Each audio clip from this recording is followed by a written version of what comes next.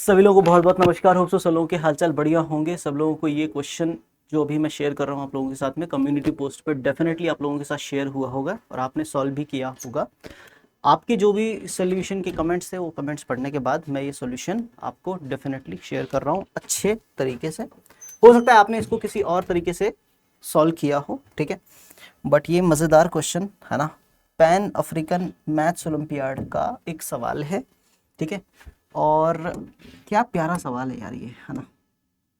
करते हैं इसकी ब्यूटी के बारे में डिस्कस क्वेश्चन के में, है ना। क्या है ये क्वेश्चन, इस पर चर्चा करते हैं। क्वेश्चन क्या कह रहा है, देखो यार, बेसिकली क्वेश्चन कह रहा है find all the real numbers x such that 1/box x plus 1/2 times of box x, नहीं 1/box of 2 times x that is equal to fractional part of x plus 1/3, ठीक है ना।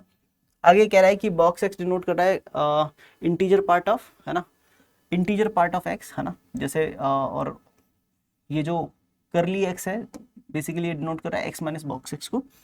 अगर बॉक्स में 2.5 लिखा है तो रिजल्ट 2 आता है। 2.5 अगर करली ब्रैकेट में लिखा हुआ है तो 0.5 रिजल्ट आता है। माइनस का 1.7 अगर बॉक्स में लिखा हुआ है तो उसका रिजल्ट -2 आता है। माइनस का 1.7 अगर करली में लिखा हुआ है तो 0.3 आता है। यानी कुल मिला के ये बॉक्स एक्स जो है या बड़े ब्रैकेट में जो एक्स लिखा हुआ है ये greatest integer function of x को रिप्रेजेंट कर रहा है, और जो करली ब्रैकेट में एक्स लिखा हुआ है ये फ्रैक्शनल पार्ट ऑफ एक्स को रिप्रेजेंट कर रहा है, ठीक है। तो भाई इसका सोल्यूशन डिस्कस करते हैं, ठीक है। सबसे पहली चीज़ तो यार ये अपने आप में एक, है ना, नंबर थ्योरेटिक फंक्शन और अलजेब्रा का मिला जुला कॉम्बिनेशन है ना। कैसे सोच सकते हैं इसको? सबसे पहली चीज़ जो इसमें सोचनी चाहिए अपने को इस इक्वेशन को देखते हुए, ठीक है ना। इक्वेशन है 1/box x, ठीक है ना, प्लस में 1/box ऑफ 2 टाइम्स x, ठीक है, दैट इज इक्वल टू करली पार्ट ऑफ x प्लस 1/3, है ना।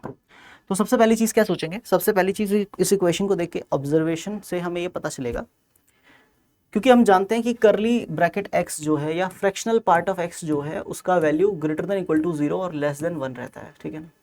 अब अगर कोई बोले कि 1/3 उसमें ऐड कर दें, ठीक है ना, तो इसमें सब तरफ 1/3 ऐड करोगे तो 1/3 से ग्रेटर इक्वल करली पार्ट x प्लस 1/3 और 4/3 से छोटा हो जाएगा। मैंने सब तरफ 1/3 ऐड कर लिया। अब मुझे ये बात पता चल गई कि ये जो चीज़ है ना, इस चीज़ का वैल्यू 1/3 और 4/3 के बीच में रहेगा। 1/3 और 4/3 के बीच में रहेगा, इसका मतलब ये जो चीज़ जो लिखी हुई है this is always positive, this is always positive, ठीक है। यानी मुझे पता है इस पूरी इक्वेशन में कि RHS इज ऑलवेज पॉजिटिव, है ना, RHS इज ऑलवेज पॉजिटिव, ठीक है, पॉजिटिव, है ना। अब अगर RHS ऑलवेज पॉजिटिव है तो इंप्लाई करेगा कि LHS भी ऑलवेज पॉजिटिव होगा, और LHS में 1/box x और 1/box ऑफ 2 टाइम्स x है ना। तो आपको क्या लगता है अगर x नेगेटिव हुआ, किसी भी हालत में अगर x क्या हुआ, नेगेटिव हुआ, तो क्या कभी x के नेगेटिव होने पर लेफ्ट हैंड साइड पॉजिटिव हो सकता है? Definitely not. तो इसका मतलब ये है कि RHS अगर पॉजिटिव है तो ये इंप्लाई कर रहा है कि x मस्ट बी पॉजिटिव, ठीक है ना, x must be positive. x हमेशा क्या रहेगा, पॉजिटिव होगा ही होगा, ये पहली बात। दूसरी बात ये कि अब यहाँ पे दो ख्याल आएंगे दिमाग में ना, कि x क्या कभी इंटीजर हो सकता है ना। तो अपन लेट कर लेते हैं, let x is equal to integer. x क्या है, कोई एक इंटीजर है ऐसा मान लेते हैं ना। तो अगर x इंटीजर हुआ तो ये इंप्लाई करेगा भाई कि बॉक्स x जो होगा, यानी x को अगर बॉक्स में रखेंगे, GIF में रखेंगे, तो रिजल्ट वापस x ही बाहर आएगा, क्योंकि x इंटीजर है तो इंटीजर तो एज इट इज बाहर आता है। और अगर x का फ्रैक्शनल पार्ट देखेंगे तो वो कितना आएगा, 0 आएगा। तो अगर x इंटीजर हुआ तो मैं यहाँ पे वैल्यू पुट कर रहा हूँ 1/box x करेंगे, x इंटीजर है तो बॉक्स x x ही रहेगा, और 1/2 टाइम्स ऑफ इंटीजर करेंगे तो 2 टाइम्स ऑफ इंटीजर ही बाहर आएगा, तो बॉक्स हट जाएगा, ठीक है। That is equal to fractional part की वैल्यू 0 प्लस 1/3। तो जब आप इसको सॉल्व करोगे, दोनों का एलसीएम लोगे 2x, 2 इधर 1 इधर, तो 3/2x that is equal to कितना आएगा, 1/3। आप क्रॉस मल्टीप्लाई करके सॉल्व करेंगे तो x का वैल्यू 9/2 आएगा, ठीक है, which is 4.5, which is not an integer, जो कि एक इंटीजर नहीं है, ठीक है, ठीक है ना। बट हमने क्या अज्यूम किया था, x एक इंटीजर है, लेकिन यहाँ पे क्या आया, x का वैल्यू इंटीजर नहीं आया। तो इट इम्प्लाइज दैट दिस, है ना, दिस इम्प्लाइज दैट की कॉन्ट्राडिक्शन हुआ है हमें, क्या हुआ है, कॉन्ट्राडिक्शन, है ना, कॉन्ट्राडिक्शन, है ना, कॉन्ट्राडिक्शन हुआ है भाई। और ये इंप्लाई करता है x can not be integer, x can not be integer, x integer नहीं हो सकता साहब, x क्या नहीं हो सकता साहब, इंटीजर नहीं हो सकता है, ठीक है ना। ये बात आपको क्लियर होनी चाहिए कि एक्स इंटीजर तो नहीं है, यानी फ्रैक्शनल पार्ट का वैल्यू 0 तो नहीं है ना। इट एम्प्लाइज दैट कि जो फ्रैक्शनल पार्ट ऑफ एक्स है ना वो किसी भी हालत में 0 तो नहीं है ना। फ्रैक्शनल पार्ट ऑफ एक्स जो है वो 0 तो नहीं है। अब क्योंकि हमारे पास जब भी ग्रेटेस्ट इंटीजर फंक्शन में या तो एक्स या एक्स का कोई मल्टीपल आता है तो हम देखते हैं कि वो मल्टीपल कौन सा मल्टीपल है ना। मल्टीपल क्या है, कौन सा मल्टीपल है, और उस मल्टीपल से फ्रैक्शनल पार्ट पे क्या इफेक्ट पड़ेगा ना। तो आप ऐसे समझिए कि ग्रेटेस्ट इंटीजर फंक्शन में हमारे पास x और 2x लिखा हुआ है ना। तो आप ऐसे समझिए कि जब तक किसी भी सिचुएशन में इस x की वैल्यू मैं m प्लस f लिखूंगा और वो f जो है वो 0 से बड़ा और 0.5 से छोटा रहेगा, ठीक है ना। अगर फ्रैक्शनल पार्ट की वैल्यू 0 से 0.5 तक मैं ब्रेक कर दूं इंटरवल्स में, है ना, तो 0 से 0.5 के बीच में अगर f की वैल्यू रखूं मैं तो m प्लस f का रिजल्ट कितना बाहर आएगा, x आएगा। और बेसिकली बॉक्स x का रिजल्ट x ही बाहर आएगा। और अगर यहाँ पे भी वही सेम x की वैल्यू में कितने रखूं, m प्लस f रखूं और f जो है वो 0.5 से छोटा रहे, 0 से 0.5 के बीच में, तो बॉक्स ऑफ 2x का रिजल्ट भी 2x ही रहेगा। एग्जाम्पल के तौर पर जैसे अगर बॉक्स में 2.4 है, यानी x की वैल्यू अगर मैं 2.4 कर देता हूँ ना तो उसका रिजल्ट 2 आएगा। और अगर मैं 2 टाइम्स ऑफ 2.4 कर दूं तो 4.8 होगा और उसका रिजल्ट 4 ही बाहर आएगा, विच इज बेसिकली 2 का डबल, है ना। यानी यहाँ पे बॉक्स x का रिजल्ट अगर x आता है तो बॉक्स ऑफ 2x का रिजल्ट 2x ही आएगा, अगर अंदर जो फ्रैक्शनल पार्ट है वो 0 से 0.5 के बीच में अगर लाई कर रहा है। लेकिन अगर फ्रैक्शनल पार्ट 0 से 0.5 के बीच में ना होकर के 0.5 से ग्रेटर इक्वल और 1 से छोटा है, इस रेंज में अगर फ्रैक्शनल पार्ट है तो क्या होगा। तो जैसे मान लो अगर फ्रैक्शनल पार्ट ऑफ 3.6 अगर आपसे कोई पूछे कितना होता है, सॉरी GIF ऑफ 3.6 अगर आपसे कोई पूछे कितना होता है तो आप बोलेंगे 3। और अगर आपसे कोई पूछे GIF ऑफ 2 टाइम्स ऑफ 3.6 तो वो कितना होता है, तो वो 3 का डबल यानी 6 नहीं होता। वो देखो 3.6 को आप 2 से मल्टीप्लाई करोगे 7.2 आएगा, तो उसका GIF कितना आएगा, 7 आएगा। यानी वो बेसिकली इसके डबल से एक ज़्यादा हो जाएगा, ठीक है ना। यानी इन शॉर्ट जब फ्रैक्शनल पार्ट का वैल्यू 0.5 से 1 के बीच में रहेगा तब बॉक्स x का वैल्यू तो x रहेगा, लेकिन बॉक्स ऑफ 2x का वैल्यू जो होगा वो कितना हो जाएगा, 2x प्लस 1 हो जाएगा। होप्स आपको ये बात समझ में आई होगी, है ना। या फिर उसको अपन बोल सकते हैं 2 times of box x plus 1 हो जाएगा, 2 times of box x plus 1 हो जाएगा, किसका वैल्यू, बॉक्स ऑफ 2x का। तो ये दो केसेस बनाने वाला हूं मैं, ठीक है ना, कि अगर f 0 से 0.5 के बीच में लाई करे तब क्या होगा और 0.5 से 1 के बीच में लाई करेगा तब क्या होगा ना। तो अभी दो केसेस पे वर्क करेंगे, क्योंकि 3 केसेस जनरली होते हैं। पहला जो फ्रैक्शनल पार्ट 0 हो, दूसरा फ्रैक्शनल पार्ट 0 से जो भी वैल्यू है, और ये 0 से 0.5 क्यों डिसाइड किया अपन ने, क्योंकि यहाँ पे 2 टाइम्स ऑफ बॉक्स का 2 टाइम्स बॉक्स के अंदर 2x लिखा हुआ है, ठीक है। अगर बॉक्स के अंदर 3x लिखा हुआ होता तो हम ब्रेक करते हैं, f को बोलते कि भाई 0 से 1/3 के बीच में होगा तब क्या होगा, 1/3 से 2/3 के बीच में f होगा तब क्या होगा, और 2/3 से 1 के बीच में होगा तब क्या होगा। 3 केसेस बनाते थे फिर, ठीक है।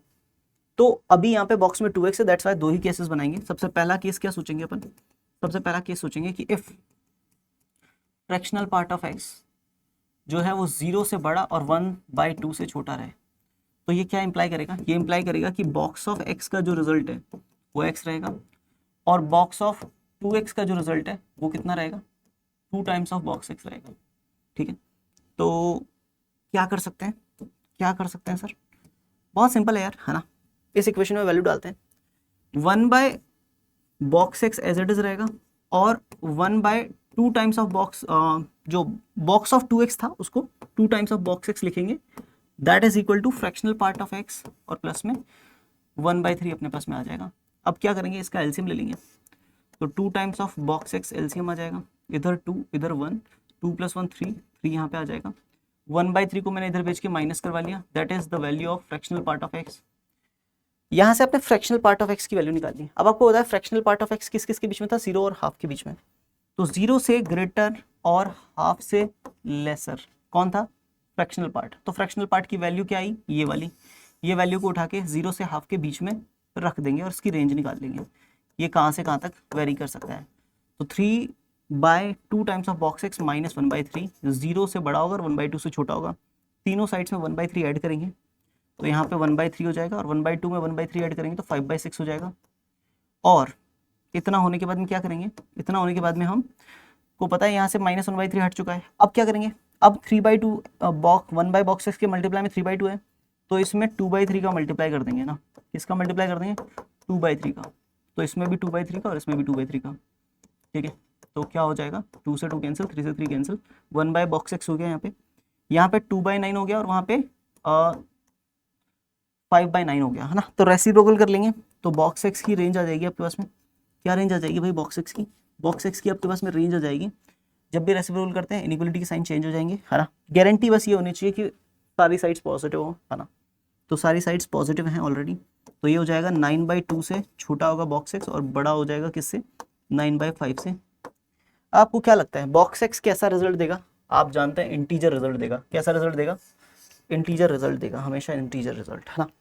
तो इट इम्प्लाइज दैट, क्योंकि बॉक्स एक्स इंटीजर होता है, बॉक्स एक्स बड़ा है किससे, 9/5 यानी 1.8 से, और छोटा है किससे, 9/2 यानी 4.5 से।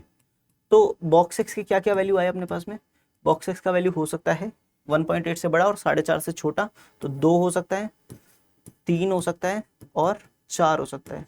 ये वैल्यूज पॉसिबल हैं भाई बॉक्स एक्स की, और कोई वैल्यू पॉसिबल नहीं है।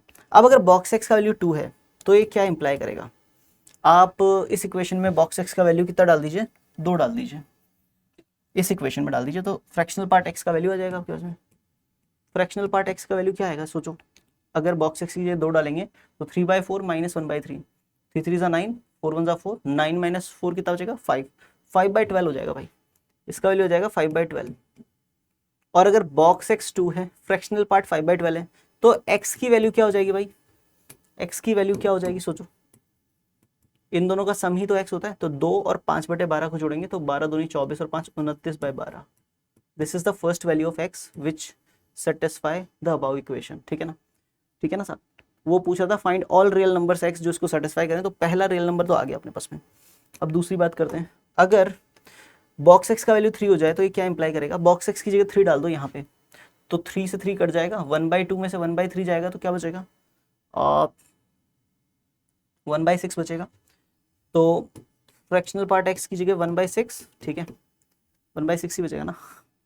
ठीक है, अब अपन बोल सकते हैं कि इट इम्प्लाइज दैट एक्स का वैल्यू क्या आ जाएगा, एक्स का वैल्यू आ जाएगा अपना 3 + 1/6, तो 6 3 18 + 1 19/6 हो जाएगा। ठीक है, और अगर बॉक्स एक्स का वैल्यू 4 डालेंगे तो क्या आएगा, बॉक्स एक्स का वैल्यू 4 डालेंगे तो 3/8 हो जाएगा, तो 3 3 9, 8 1 8, 9 माइनस 8 कितना बचेगा 1, 3 3 9 और 8 1 8, 9 माइनस 8 1, 1 में 8 3 24 हो जाएगा।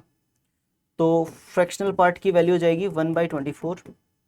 ठीक है ना, और उस सिचुएशन में एक्स की वैल्यू क्या हो जाएगी, एक्स की वैल्यू क्या हो जाएगी भाई, एक्स की वैल्यू जाएगी 24 4 96 एंड 1 97/24, है ना। ये 3 वैल्यू आ जाएंगी भाई, कितनी वैल्यू आ जाएंगी, ये 3 वैल्यू आ जाएंगी, है ना। अब क्या करें, अब क्या करें, ये 3 वैल्यू तो आ गई सर, अब क्या करें। अब ये तो आया अपना केस 1, है ना, कौन सा केस आया, केस 1, है ना। अब केस 1 आने के बाद में आप बात करनी है इस पे केस 2 पे। केस 2 क्या कहता है, केस 2 कहता है कि एफ जो है वो अपना, वो हाफ से 1 के बीच में लाई करेगा, हाफ से 1 के बीच में लाई करेगा। अगर केस 2 में अगर आप हाफ से 1 के बीच में लाई करवाओगे, क्या लगता है क्या सीन रहना चाहिए, क्या सीन रहना चाहिए। फर्स्ट थिंग तो ये है यार कि केस 2 में फर्स्ट थिंग क्या है,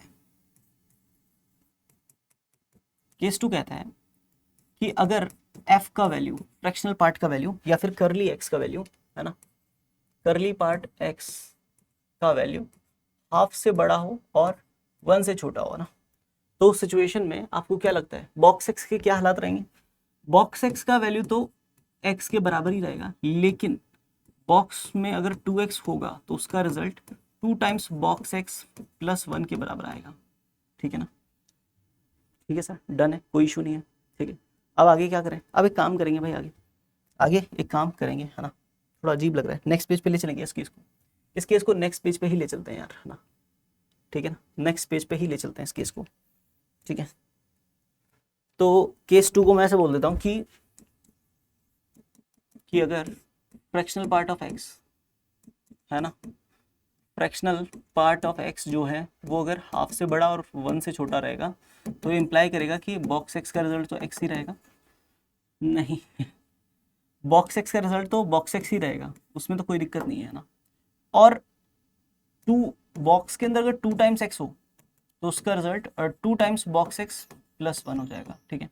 सेम चीज I think I wrote wrong in the first place. यहाँ पर इसका रिजल्ट तो बॉक्स एक्स ही रहेगा, है ना, बॉक्स एक्स ही रहेगा। बॉक्स के अंदर 2x होगा तो 2 टाइम्स बॉक्स एक्स आ जाएगा केस 1 में ना।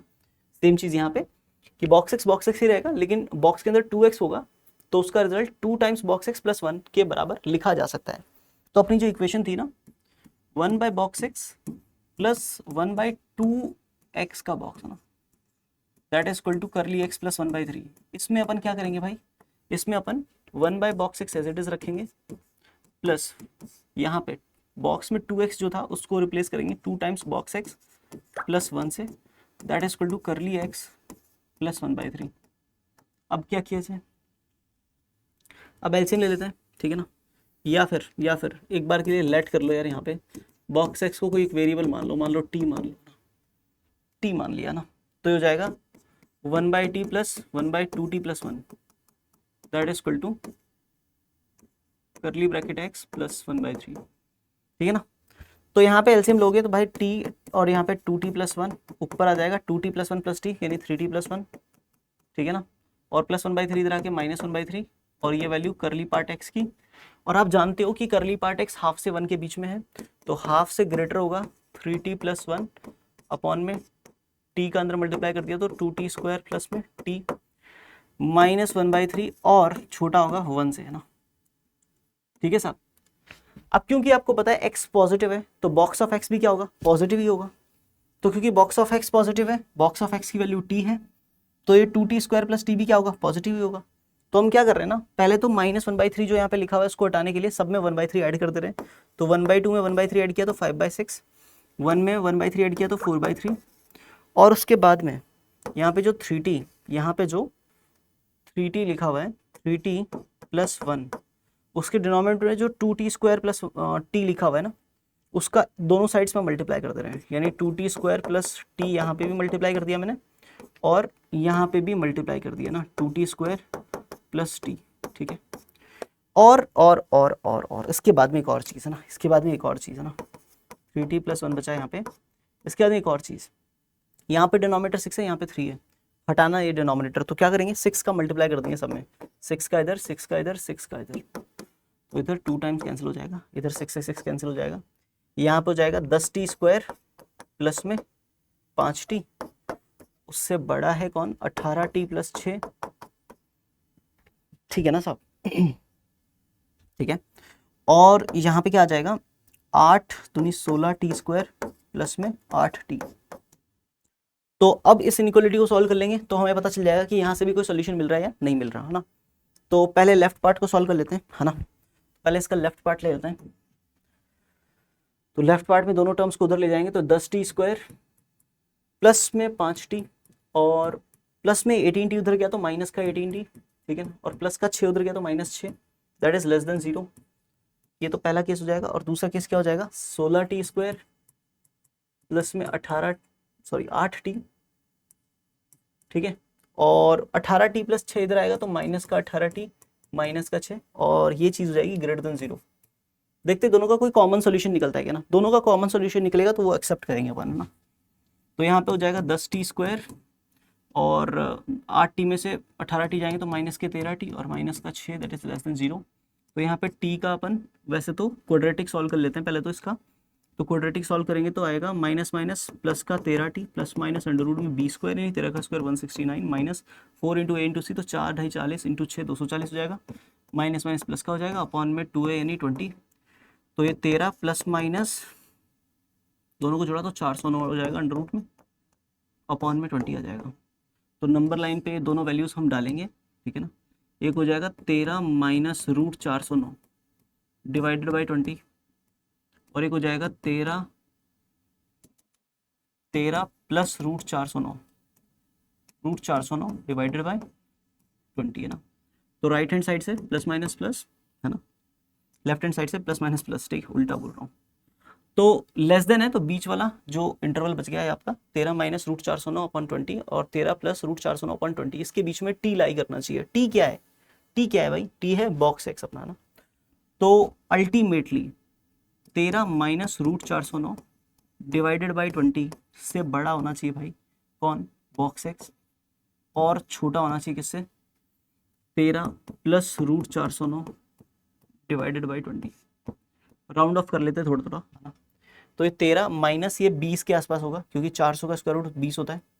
तो 13 में से 20 जाएगा तो माइनस का 7 अपॉन में 20, तो माइनस का 7 अपॉन 20 से बड़ा होना चाहिए है ना। तो आप ये बोल सकते हो कि 0 से ग्रेटर इक्वल है ना, यही बोलोगे है ना 0 से ग्रेटर इक्वल है ना, क्योंकि बॉक्स एक्स का वैल्यू अगर माइनस का पॉइंट मतलब माइनस का 7/20 है कुछ है ना, तो वो नेगेटिव का हाफ के आसपास है, उससे बड़ा वैल्यू लेना है एक्स का, तो वो 0 से ही शुरू होगा है ना, मतलब एज अ इंटीजर वैल्यू अगर देखेंगे तो। और 13 प्लस 20 करेंगे तो कितना हो जाएगा? 33, उसमें 20 का डिवाइड करेंगे तो कितना आएगा? 1.5 मान लो आप, तो 1.5 मान लो। तो 1.5 से छोटा कौन सा इंटीजर होता है? 1.5 से जस्ट छोटा इंटीजर 1 होता है ना। तो बॉक्स ऑफ एक्स का वैल्यू 0 और 1 के बीच में रहेगा ना, ठीक है ना साहब। दोनों तरफ इक्वालिटी इसलिए आ गई क्योंकि मैंने राउंड ऑफ करके इंटीजर्स को ले लिया, कैटर कर लिया बीच में ना। ये कह रहा है कि इसके हिसाब से 0 और 1 दो इंटीजर पॉसिबल है ना। अब इस पे बात कर लेते हैं। ये 16t² है ना, minus 8t minus 18t minus का 10t और माइनस का 6 है, ग्रेटर देन 0 है, तो फैक्टराइज कर लिया, 2 से डिवाइड कर लिया, 8t² माइनस 5t माइनस 3 है ना, दैट इज ग्रेटर देन 0, तो फैक्टराइज कर लिया 8t² माइनस 8t प्लस में 3t माइनस 3, ठीक है ना, ग्रेटर देन 0। दोनों में से 8t कॉमन ले लिया तो t माइनस 1, 3 कॉमन ले लिया t माइनस 1 ग्रेटर देन 0 है, तो t माइनस 1 कॉमन ले लिया भाई, 8t प्लस 3 बच गया। आप यहाँ पे भी वेवी कर्व बनाओगे, सोचोगे कि यहाँ पे माइनस का 8/3 होता और यहाँ पे 1 होता, तो प्लस माइनस प्लस लगाते आप, ठीक है ना।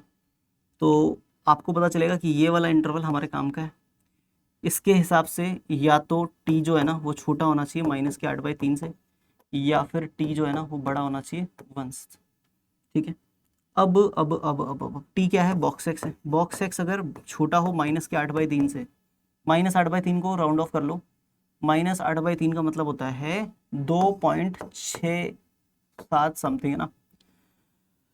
और यहाँ पे बॉक्स एक्स बड़ा होना चाहिए 1 से, इसका मतलब है बॉक्स एक्स का जो वैल्यू है 1 से बड़ा इंटीजर जो हम लेंगे वो 2 या उससे ज़्यादा लेंगे है ना, 2 या उससे ज़्यादा।